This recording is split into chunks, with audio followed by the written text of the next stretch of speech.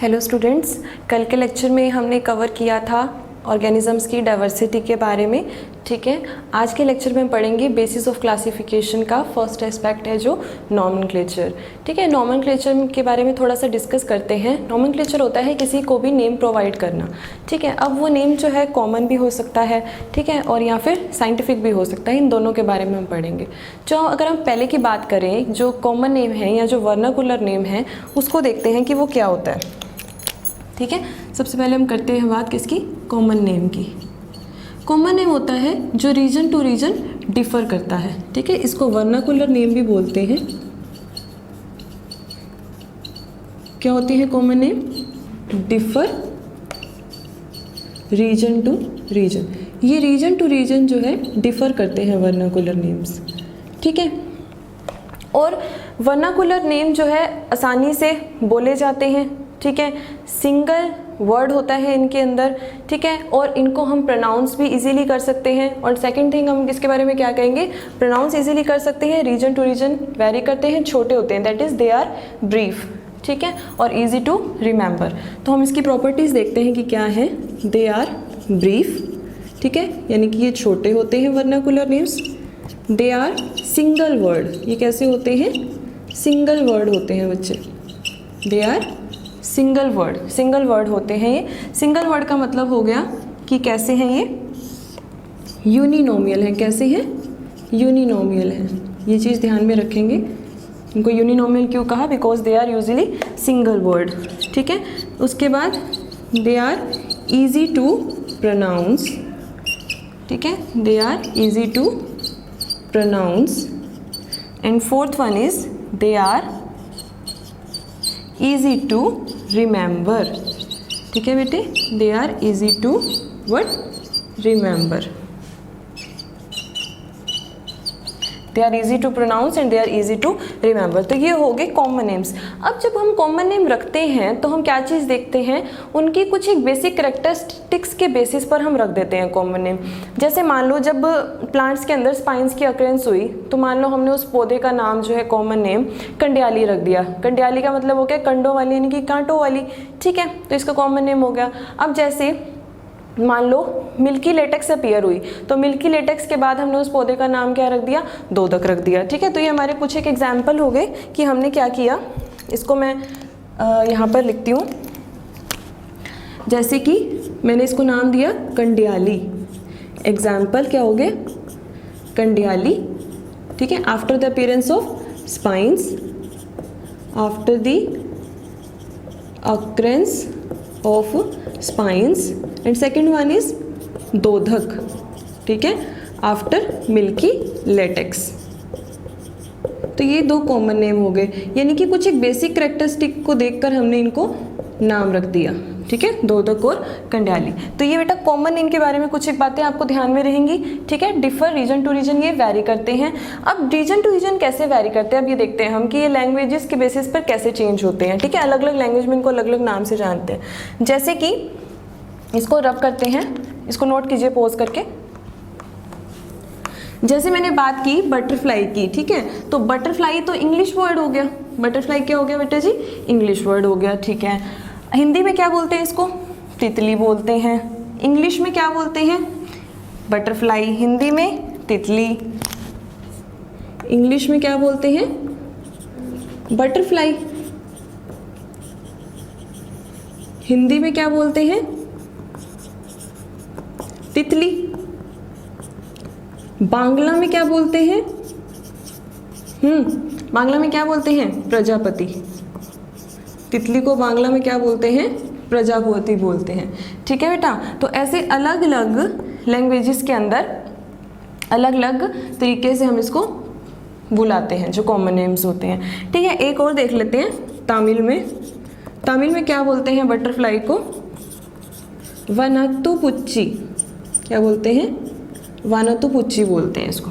ठीक है, तो ये आप ध्यान में रखेंगे कि बटरफ्लाई के कैसे नाम। ऐसे आपको पता है कि हिंदी में अनियन को क्या बोलते हैं, प्याज। इंग्लिश में हो गया अनियन और कांदा, इस तरीके से। ठीक है, तो अलग अलग नाम इनके वेरी करते हैं।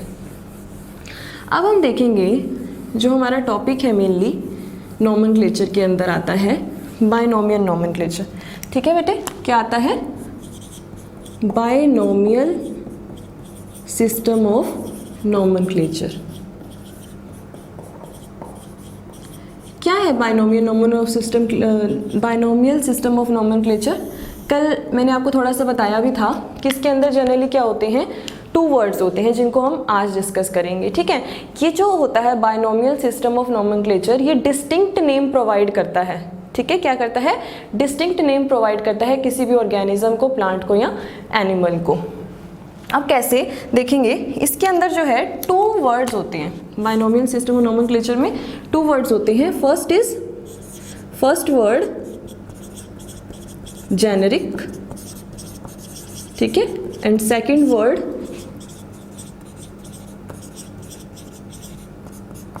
स्पीसीज या स्पेसिफिक। ठीक है, first word generic and second word specific. तो ये 2 जो हैं वर्ड्स होते हैं किसी भी ऑर्गेनिज्म के साइंटिफिक नेम के अंदर। अब एक बात आती है कि ये जो साइंटिफिक नेम होता है ना, ये ऑल ओवर द वर्ल्ड क्या रहता है? सेम रहता है, फिक्स रहता है। ठीक है, तो चाहे आप अमेरिका में चले जाइए, चाहे आप जर्मनी में चले जाइए, चाहे आप इंडिया के किसी भी कोने में चले जाइएगा, ठीक है, तो जो ये साइंटिफिक नेम है वो आपको सेम ही मिलेगा। जैसे फॉर एग्जाम्पल मैं जनरल बता रही हूँ, उसके बाद रूल्स मैं आपको बताऊंगी कि ये लिखते कैसे हैं प्रॉपर। जैसे मैंने बात की कॉकरोच की, ठीक है, किसकी बात की? कॉकरोच की बात की। अब कॉकरोच को हिंदी में क्या बोलते हैं? तिलचट्टा। कॉकरोच को हिंदी में क्या बोलते हैं? तिलचट्टा बोलते हैं। अब मैं चली गई बाहर, तो मैं ये तो नहीं बोलूँगी ना कि हाँ जी यहाँ पे तिलचट्टा कहाँ पे मिलेगा, तो कंफ्यूज हो जाएंगे तिलचट्टा क्या है। लेकिन मैं अगर बोलती हूँ कि पेरीप्लैनेटा अमेरिकाना, तो वो समझ जाएंगे कि मैं कॉकरोच की बात कर रही हूँ। यानी कि क्या हो गया, जो साइंटिफिक नेम है वो ऑल ओवर द वर्ल्ड क्या रहेंगे बेटे? सेम रहेंगे। ठीक है, कॉकरोच का साइंटिफिक नेम क्या होता है? Periplaneta Americana.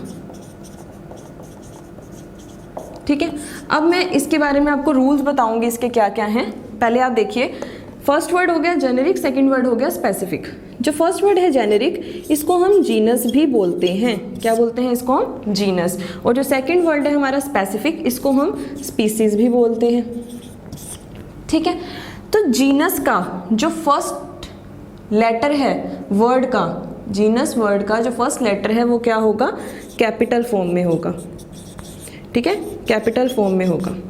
कौन होगा कैपिटल फॉर्म में? सिर्फ first letter, rest all in small. ठीक है, और स्पीसीज का स्मॉल में होगा, स्मॉल फॉर्म में होगा जो फर्स्ट लेटर है। ठीक है, इतनी बात समझ में आई कि जब हम नाम लिखेंगे किसी भी हमारे ऑर्गेनिज्म का साइंटिफिक नेम लिखेंगे, तो जो जीनस है उसका फर्स्ट लेटर कैपिटल फॉर्म में होगा और स्पीसीज का फर्स्ट लेटर स्मॉल फॉर्म में होगा। क्लियर है? ठीक है, सेकंड थिंग आती है, अब हम इसके रूल्स देखते हैं कि इनको कैसे लिखते हैं। ठीक है, इतनी बात नोट कीजिए।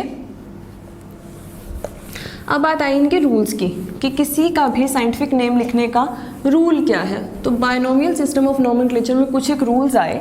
ठीक है, वो रूल्स क्या थे, आइए उन रूल्स के बारे में देखते हैं हम। तो उसमें फर्स्ट रूल था बायनोमियल सिस्टम ऑफ नॉमेनक्लेचर में कि जो इनके नेम्स हैं, ठीक है, names are generally from Latin. ठीक है, जनरली कहाँ से लिए गए हैं?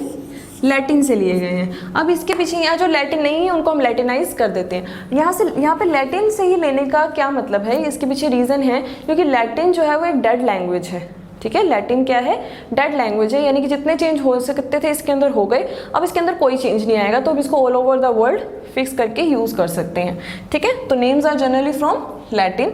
सेकेंड थिंग आएगी आपके पास इसके अंदर बेटे, फर्स्ट हो गया ये, सेकेंड आएगा कि जब हम साइंटिफिक नेम को प्रिंट कर रहे हैं तो इटैलिक्स में करेंगे। ठीक है, क्या लिखेंगे कि scientific name printed in italics. ठीक है, साइंटिफिक नेम को अगर हम प्रिंट कर रहे हैं तो किस में करेंगे? इटैलिक्स में करेंगे। ये चीज़ भी क्लियर हुई। थर्ड आई, लैटिन से लिया, इटैलिक्स में लिखा। अगर हम इसको हैंड रिटन लिख रहे हैं, हाथ से लिख रहे हैं, तो हम इसको सेपरेटली क्या करेंगे बेटे? अंडरलाइन करेंगे। ठीक है, तो हम लिखेंगे if hand written then they are separately underlined. ठीक है, सेपरेटली क्या करेंगे, इनको अंडरलाइन करेंगे, separately underline if they are hand written. ठीक है, ये भी बात हो गई। ठीक है, अब क्या आया, वही चीज़ जो पहले डिस्कस कर ली कि जीनस को हम कैसे स्टार्ट करेंगे, फर्स्ट लेटर कैपिटल होगा, ठीक है, एंड स्पीसीज का जो फर्स्ट लेटर है वो कैसा होगा, स्मॉल फॉर्म में होगा। ठीक है, इतनी बात भी क्लियर हुई। तो ये 4 बातें जो आपको ध्यान रखनी है किसी का भी नेम लिखते टाइम, साइंटिफिक नेम। ठीक है, इन रूल्स को पॉज करके वीडियो नोट करेंगे। अब ये तो बात होगी नोमेनक्लेचर की कि हम किसी का नाम जो है वो कैसे लिखेंगे। अब देख लेते हैं 2-4 के नाम लिख के कैसे कैसे हैं। ठीक है, जैसे सपोज कीजिए मैंने फर्स्ट लिखा, मैंगो का नेम लिखना है मुझे साइंटिफिक। किसका नेम लिखना है, मैंगो का साइंटिफिक नेम लिखना है। ढंग से समझेंगे, ठीक है, क्योंकि ये जो साइंटिफिक नेम है ये आपको पूरी बायोलॉजी में ही मिलेंगे, तो अगर आपको ये लिखने आ गए तो बड़ी आसानी रहेगी आपको। ठीक है, तो मैंगो का साइंटिफिक नेम क्या होता है, मैंगीफेरा इंडिका। क्या होता है, मैंगो का साइंटिफिक नेम मैंगीफेरा इंडिका। ये हो गया जीनस, ये हो गई स्पीसीज। ये क्या हो गया बेटा, जीनस, और ये क्या हो गई इसकी स्पीसीज। एज हमने रूल में पढ़ चुके हैं कि जीनस का जो फर्स्ट लेटर है वो क्या होगा, कैपिटल होगा, और स्पीसीज का जो फर्स्ट लेटर है वो क्या होगा, स्मॉल होगा। ठीक है, तो यहाँ पर एक रूल तो फॉलो हो गया। हमने हैंड रिटन लिखा है तो मैंने इनको सेपरेटली अंडरलाइन भी किया है, सेकंड चीज़ भी फॉलो हो गई। ठीक है, अब एक बात आती है कि अगर कुछ एक ऑर्गेनिजम्स या प्लांट्स या एनिमल्स या कुछ भी कह लेंगे, ठीक है, इनके साथ इनके साइंटिस्ट का नाम भी कभी कभार लिख देते हैं। ठीक है, तो साइंटिस्ट का नाम लिखने का क्या तरीका होता है, साइंटिस्ट का नाम अगर हम लिखेंगे तो वो हमेशा स्पीसीज के बाद में आएगा। Scientist name come after the species name. ठीक है, स्पीसीज के बाद लिखेंगे साइंटिस्ट का, और वो किस में लिखेंगे, रोमन स्क्रिप्ट में लिखेंगे। तो एक ये पॉइंट आप रूल में ऐड कर लीजिएगा 5th पॉइंट के नाम से कि scientist name is written after species name in Roman script। ठीक है, ये चीज़ आप वहाँ पे नोट कर लीजिएगा 5th वाले जो रूल में। ठीक है, तो सपोज मुझे यहाँ पर लिखना है साइंटिस्ट का नाम, तो मैं कैसे लिखूंगी, LINN डॉट। रोमन स्क्रिप्ट में मैंने लिख दिया, स्पीसीज के नाम बाद लिख दिया, इसका मतलब हो गया लीनियस। ठीक है, इस तरीके से क्लियर हो गया कि मैंगो का साइंटिफिक नेम मैंगीफेरा इंडिका कैसे लिखेंगे, जीनस का फर्स्ट लेटर कैपिटल, स्पीसीज का first letter small, hand written है, दोनों सेपरेटली अंडरलाइन है, साइंटिस्ट का नाम रोमन स्क्रिप्ट में लिखना है, स्पीसीज के बाद लिखना है। अब हम और एग्जाम्पल डिस्कस करेंगे इसके। ठीक है, इसको नोट कर लेंगे। और भी हमारे पास एग्जाम्पल आए, जैसे कि हमने बात की किसकी, डॉग की। सपोज मैंने किसकी बात की, डॉग की। तो डॉग का साइंटिफिक नेम क्या होता है, कैनिस फैमिलियरिस। ठीक है, डॉग का साइंटिफिक नेम क्या होता है, कैनिस फैमिलियरिस। क्लियर है। ठीक है, उसके बाद जैसे हमने बात की हाउस फ्लाई की। हाउस फ्लाई का साइंटिफिक नेम क्या होता है, मस्का डोमेस्टिका। मस्का डोमेस्टिका। ठीक है, इसकी भी बात हो गई। अब मैं बात करती हूँ किसकी, एक और नाम की। कई बार क्या होता है, स्पीसीज का जो नेम होता है वो 2 वर्ड्स का होता है। ध्यान से सुनेंगे, स्पीसीज का नेम कभी कभार 2 वर्ड्स का होता है। तो हम ऐसे में क्या करेंगे, उन 2 वर्ड्स के बीच को सेपरेट करने के लिए हम ज्वाइन करने के लिए उन 2 वर्ड्स को ज्वाइन करने के लिए हम बीच में हाइफन का यूज़ करते हैं। ठीक है, जैसे यहाँ पर लिखेंगे हम स्टार लगा के, if species name consists of 2 words then they are joined by using hyphen। ठीक है, तो हम क्या लगाएंगे बेटा जी, हाइफन लगाएंगे। क्लियर हुई ये बात। जैसे एग्जाम्पल देख लेते हैं हम। एग्जाम्पल आ गया हमारे पास हिबिस्कस रोजा साइनेंसिस। ठीक है, तो ये तो हो गया जीनस। ठीक है, ये होगी हमारी स्पीसीज। स्पीसीज के अंदर क्या है, 2 वर्ड्स हैं, तो इन दोनों वर्ड्स को ज्वाइन करने के इनके बीच में क्या लगा दिया, सिंपली हाइफन लगा दिया। तो एग्जाम्पल नोट करेंगे। और इसका कॉमन नेम क्या है, चाइना रोज। कॉमन नेम क्या है इसका, चाइना रोज। इसको हिंदी में क्या बोलते हैं, गुड़हल। ठीक है, इसको नोट करेंगे, हिबिस्कस रोजा साइनेंसिस। तो ये वाला पॉइंट भी क्लियर हो गया होगा बिल्कुल। ठीक है, अब हम इसके बाद एक और इंटरेस्टिंग चीज पढ़ेंगे, इसको नोट करेंगे वीडियो पॉज करके। अब हमारे पास एक आता है, ये तुमने पढ़ा बायनोमियल सिस्टम ऑफ नोमेनक्लेचर। अब आया ट्राइनोमियल सिस्टम ऑफ नोमेनक्लेचर। देखते हैं इसमें क्या है। ठीक है, trinomial system of nomenclature.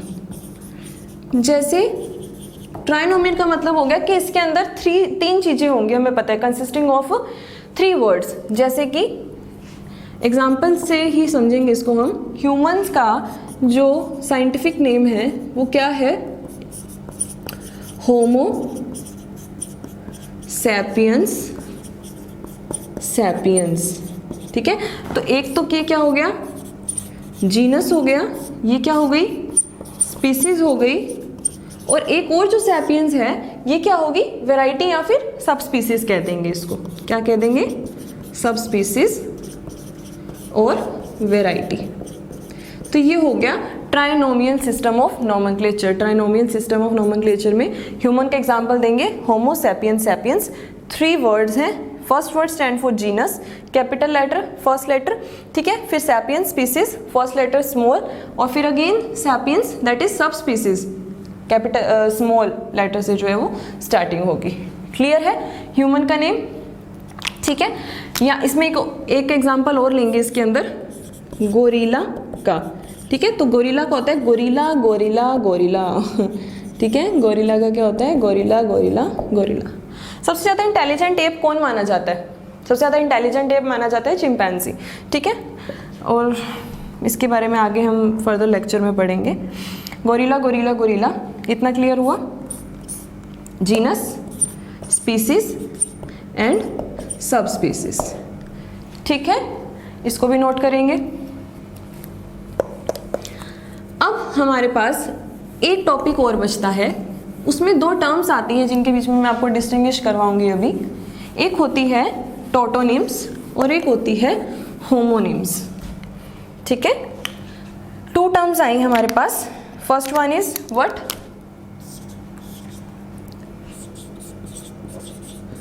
Homonyms, and second is टोटोनिम्स।